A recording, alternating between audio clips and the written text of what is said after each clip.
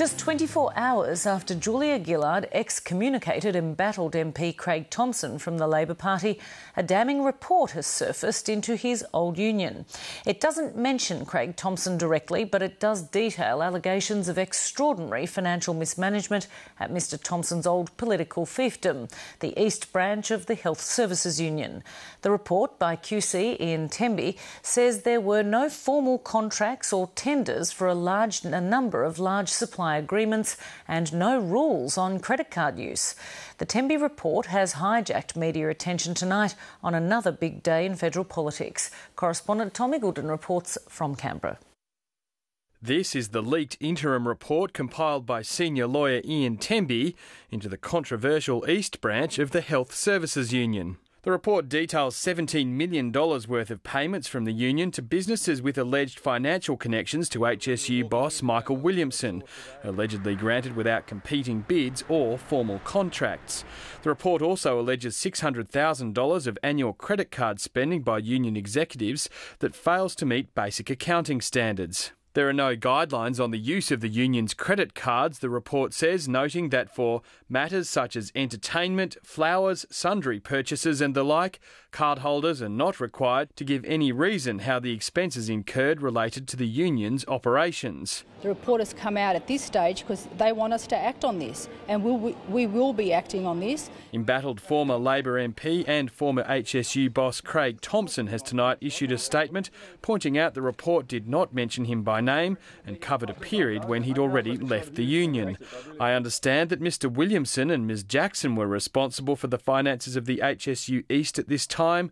I have never engaged in the sorts of practices referred to in this report. Craig Thomson should not be making comments about this report.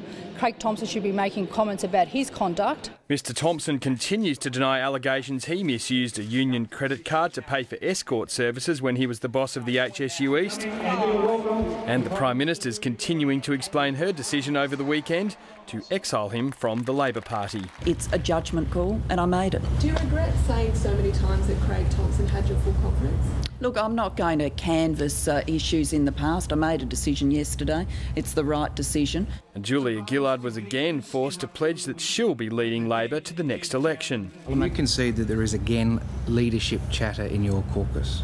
Look, people will engage in the talk of politics in the newspapers. I expect the newspaper commentators to do that and the like. I say to the decent, honest members of the Labor Party in the Parliament and in the country, this Prime Minister is degrading our Parliament. She's devaluing your party. It's time for change. But while Labor was dealing with its diversion, so too was Tony Abbott. This time of my life I'm slowing down, going a bit slower, looking to smell the flowers. Eccentric billionaire Clive Palmer's asking the coalition to select him to run against Wayne Swan in the Brisbane seat of Lilly at the next election. So if he wants an adversary, let him have one. It's not Mr Palmer's first tilt. All Australians generally have a willingness to contribute. In the 80s, he lost a pre-selection battle to Peter Slipper, the current Speaker who the Prime Minister's also stood aside following allegations about his behaviour. Mr Palmer was an active campaigner for former Queensland Premier Joe Bjelke-Petersen, which he says connects him with voters in the Treasurer's electorate. I've campaigned in 1983, I've campaigned there in 1986.